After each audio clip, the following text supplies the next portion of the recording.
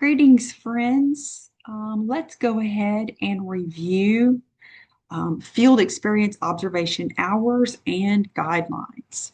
So, Education 206 gives you the opportunity to gain 5 observation hours in an assigned field experience placement. It's a wonderful opportunity.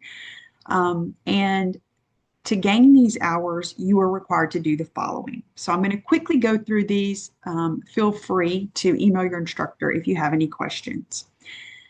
Number one is transportation. If you cannot arrange transportation to obtain these 5 hours, you are required to notify your instructor within the first 3 weeks of class. Please note, it's only 5 hours. So even if you do not personally have a car, you can use a rideshare system. We do have taxi systems. We have a bus system. Or you can also, ask a friend or a family member if you could, if they could please just bring you 1 or 2 days to gain these 5 hours. In modules 1 through 4, you're going to do an orientation, observation hours, field experience orientation. You're going to review the syllabus, you're going to review the field experience handbook and guidelines to prepare for an observation hours quiz. That quiz is required to obtain your field placement. You have to score 100%, you have unlimited attempts, and you have all of the answers in the handbook, in this guide, and in the syllabus. So you just have to score 100% before you're going to go out into the field for it. Make sure you read the field experience handbook very carefully. There are some very important professionalism things that must be abided by. I recommend that you leave your cell phone in your car. If you do bring it with you, which we do not recommend, we do not want you to take it with you. You're not to set up any sort of communication. Do not take any pictures of students. Do not share any of your personal information with the students, like following on social media or anything like that. All of that is prohibited. Not only is it for the student's safety, but it's for your safety as well. So make sure you check over the field experience handbook for those guidelines, as well as proper apparel, proper behavior, proper speech. We want to make sure that we're appropriately professional in the field. The next thing is signing up. So within the first 3 weeks of class, the Office of Clinical Experiences and/or your instructor will provide you with a link to an online survey to sign up for a 2-week window to report to the assigned school site. So you're not just going to be able to go anytime you want all semester. You only have 5 hours, and we have limited field placement spots. So you're going to get a 2-week window that you'll be able to go and observe. You will have a designated deadline to complete the survey. If you do not meet the deadline, you will be assigned to a 2-week window, and you can't change that. You have an opportunity to say what your preference is, but then after that, you can't change it. Then you can receive your field placement assignment. Typically by weeks 4 or 5, you're going to receive your field placement dates window with the host teacher assignment. Then it's time to communicate with the field placement. Your instructor will introduce you to your field placement teacher in an email. It's going to explain the requirements, your 2-week window. It gives instructions to you and the field placement teacher for how you are going to follow up in another email. So you can either hit reply on that email, but I recommend that you send a separate email, introduce yourself, and explain. Again, you're going to reiterate your window, and you're going to put the specific dates that you're available to come, and you're going to ask that teacher, when is the best time for me to come? You can also say, hey, my best times to come are, on Thursdays from 7:30 to 9:30, and then I have another time that I could come on Thursdays, from 1:30 until 3. Are any of these good for you? And because each teacher has a different schedule, so you're going to have to communicate. You must immediately communicate with the teacher. You're going to email them. As I said, you're going to set up those exact dates. If you do not receive a follow-up communication with the teacher within 2 business days of your initial email, go ahead and call the school and either leave a message with the receptionist, the front desk secretary, for the teacher to check his or her email or to return your call. So a lot of times the teachers are going to be super busy. They're just going to be doing stuff. They see your email, but they just forgot to respond to you. So you will need to follow up. Go ahead and call the school, say, hey, please check your email. I sent some dates and times that would work. And typically that does the trick. They either call you right back or they email you right back.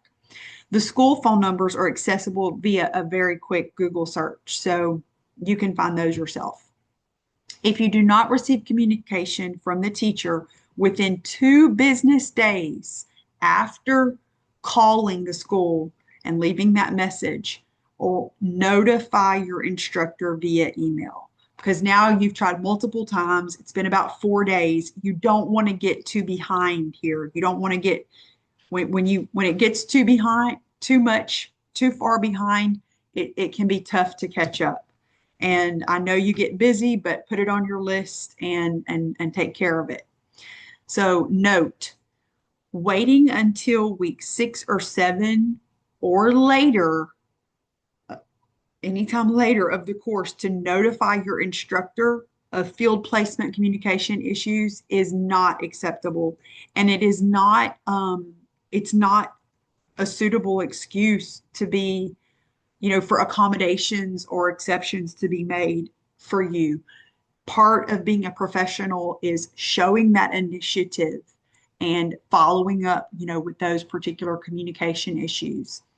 If an emergency happens, which prevents you from reporting on the date and time that you initially arranged with the host teacher, you must email the host teacher, preferably in advance if possible, to notify the host teacher and to reschedule. Things do happen. You might get sick, or maybe your child gets sick or something. And, that morning, if possible, email that host teacher and say, hey, I'm so sorry. I was planning to come today, but I'm ill, or I had a flat tire, or whatever. I'd like to reschedule for such and such, and give them a new time. Don't just leave them hanging. That's so unprofessional. And then lastly, we're getting to how to report and document when you do get into the field. When you're going to go ahead and report to your assigned field placement on the dates and times you arranged. And then you complete these documentation methods. So the first is the record of field experience. And it looks like this. So let me just quickly walk you through this. I've already filled out a portion of it. Note, to type in this form, all you have to do is, let me minimize this. You hit File. You're going to hit Download. And then you hit Microsoft Word. And when you do that, it's going to allow you to save it to your device. So I'll put these right here. The instructions are right at the top. You're going to upload this form in Module 13 in Watermark and Canvas. So keep that in mind. So it tells you how to fill it all out here. The first portion of this, where it says right here, Section A, this is completed using demographics for the classroom of students that you observe the most frequently. So if you're in an elementary placement, you're only really going to see the one class, probably, unless it's like maybe a 5th grade class where they're changing classes. However, if you're in a middle or a high school, you might be observing multiple classes, meaning first, second, third hour.